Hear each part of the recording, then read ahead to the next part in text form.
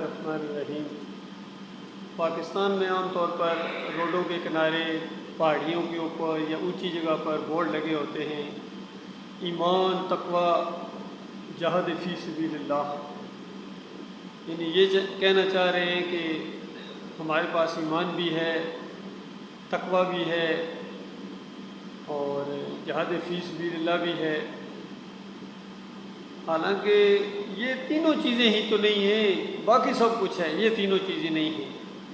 آپ کے پاس کرپشن ہے، آپ کے پاس دھوکہ دہی ہے، جھوٹ ہے، فریب ہے اور کمزوری ہے، بزدلی ہے، سب کچھ ہے۔ نہیں ہے تو ایمان نہیں ہے، نہیں ہے تو توحید نہیں ہے، ایمان خالص نہیں ہے۔ ایمان ہے اگر تو خالص نہیں ہے، اور اللہ تعالیٰ کو ایمان خالص چاہیے۔ وَمَا يُؤْمِنُ أَكْثَرُهُم بِاللَّهِ إِلَّا وَهُمْ مُشْرِكُونَ۔ مالک شکوہ کرتا ہے اکثریت ایمان لاتی ہے لیکن ساتھ ساتھ شرک بھی کرتے ہیں۔ کہیں مالک فرماتا ہے کہ وَمِنَ النَّاسِ مَن يَقُولُ آمَنَّا بِاللَّهِ وَبِالْيَوْمِ الْآخِرِ وَمَا هُم بِمُؤْمِنِينَ۔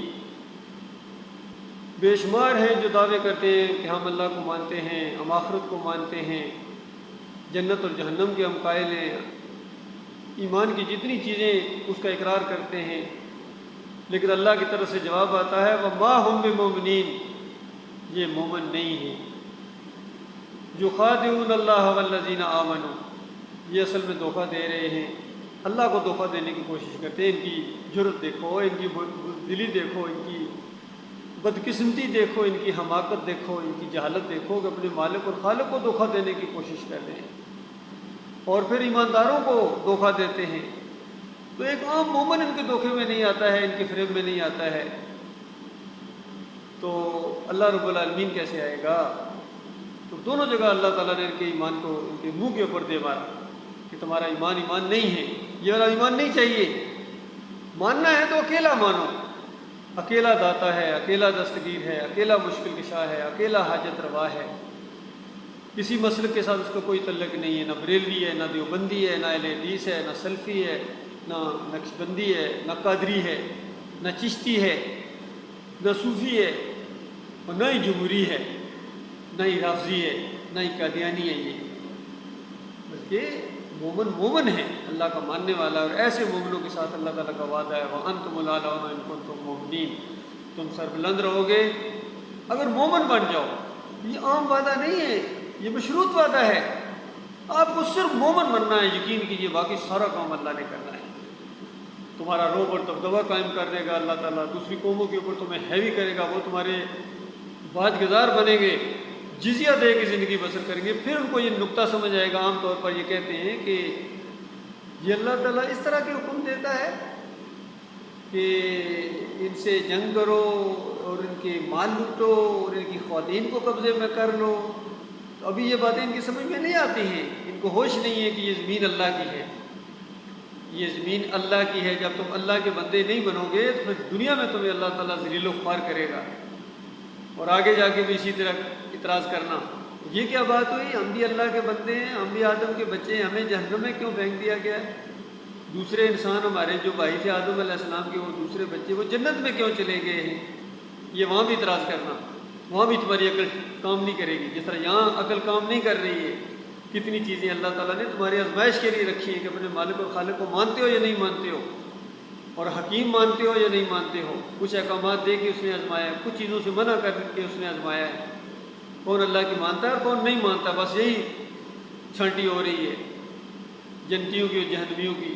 ایک گروہ نے جنت میں جانا ہے، ہمیشہ وہاں رہنا ہے، بادشاہوں کی طرح زندگی بسر کریں گے، عیش کریں گے، لگژری لائف بھی، یعنی یہ بہت چھوٹی چیز محسوس ہوگا، یہ لفظ بڑا چھوٹا محسوس ہوگا اس لائف کے بارے میں جو اللہ نے اپنے بندوں کو دینے کا وعدہ فرمایا ہے۔ اور دوسری طرف اتنا عذاب ہے کہ دنیا کی کوئی جیل، کوئی سزا دنیا کی جو آپ کے ذہن میں آ سکتی ہے، اگر کسی کو زندہ جلا دیا جائے، ابھی اس کی روح نہ نکلے، جلا ہوا ہو خنیز شری کی طرح، تو یہ بھی عذاب اس عذاب سے بہت کم ہے جو اللہ تعالیٰ وہاں انسانوں کو دے گا، اس جرم کی وجہ سے کہ تم نے اللہ کے علاوہ کسی اور کو پکارا تھا۔ یا ابراہیم مدد کے نعرے لگائے تھے، یا اسماعیل اگستی کے، یا علی مدد، یا رسول مدد، یا غوث مدد، ہر ایک سے تو مدد مانگتا تھا۔ اگر نہیں مانگتا تھا تو اپنے مالک اور خالق کے اوپر تمہیں بھروسہ نہیں تھا، اور اگر مانگتا تھا اللہ تعالیٰ سے تو شرک کے ساتھ مانگتا تھا، پہلے اس کو گویا گالی دیتا تھا۔ اللہ کے ساتھ کسی اور کو شریک ٹھہرانا یہ اللہ کو گالی ہے، کسی اور کی نظر و نیاز کرنا، کسی اور کا واسطہ اور وسیلہ دینا، بے حق فلاں، بے حرمت فلاں، فلاں کے صدقے یہ عنایت فرما۔ جس طرح عبد القادر جیلانی کہتے ہیں کہ اس طرح نہیں مانگنا چاہیے۔ یعنی عبد القادر جیلانی کے بارے میں ایک قول نقل کیا ہے شاہ اسماعیل شہید نے اپنی کتاب تقویۃ الایمان کے اندر، اتنی بڑی کتاب جو توحید کے اوپر لکھی انہوں نے، اس کے اندر شرک کا انجیکشن دے دیا۔ کہتے ہیں اس طرح دعا نہیں مانگنا چاہیے اے عبد القادر جیلانی تو اللہ کی وجہ سے دے، ہاں اس طرح دعا مانگو اے اللہ تو عبد القادر جیلانی کی وجہ سے دے، ان کے صدقے دے۔ جو عین شرک تھا اس کو عین ایمان کہا انہوں نے۔ اسی طرح محمود الحسن صاحب نے تفسیر شبیر احمد عثمانی کے پہلے صفحے کے اوپر شرک کا انجیکشن دے دیا۔ کہتے ہیں کہ اللہ کے بندوں کو، مقبول بندوں کو اگر خالص واسطہ رحمت الہی سمجھ کر پکارا جائے تو یہ بھی ایاک نعبد و ایاک نستعین کے اندر آتا ہے۔ غور کیجیے ذرا، یہ ہیں ان کی تفسیریں، تفسیروں کے اندر انہوں نے مارا ہے۔ کوئی سجدہ تعظیمی کرا رہا ہے، کوئی غیر اللہ کی پکارے ثابت کروا رہا ہے، کوئی نظر و نیازیں ثابت کروا رہا ہے، سارے شرک کے اوپر جمے ہوئے ہیں۔ اس وجہ سے عذاب آ رہے ہیں، اس وجہ سے اللہ کے عذاب کا کوڑا رکتے نہیں رک رہا ہے، اور نہیں رکے گا۔ ابھی تو آغاز ہوا ہے اس دور کے لوگوں، ابھی تو آغاز ہوا، آگے آگے دیکھو تمہارے ساتھ کیا ہونے والا ہے۔ وہ خالق چھوڑنے والا نہیں ہے، اللہ یہ تم توبہ کرو، سچی توبہ کرو، پھر پوری قوموں کو یہی دعوت دو، سب قوموں کو یہ دعوت دو، تمہارا ایک مالک ہے، تمہارا ایک معبود ہے، باقی سارا جھوٹ ہے، شرک ہے، کفر ہے، بکواس ہے۔ جس کے سامنے تم جھکتے ہو، چاہے مورتیوں کے سامنے، چاہے مندروں کے سامنے، چاہے مزاروں کے سامنے، چاہے گنبدوں کے سامنے، چاہے جمہوریت کے بت کے سامنے، چاہے پیروں کے سامنے یا بادشاہوں کے سامنے، ذرا سا بھی تم سر کو جھکاتے ہو بس تمہاری سٹوری ختم ہو گئی، پھر تمہارا معاملہ ختم ہو گیا۔ تو جھکا جب غیر کے آگے، تن تیرا نہ من، ختم ہو گیا تیرا معاملہ، تیری انسانیت ختم ہو گئی۔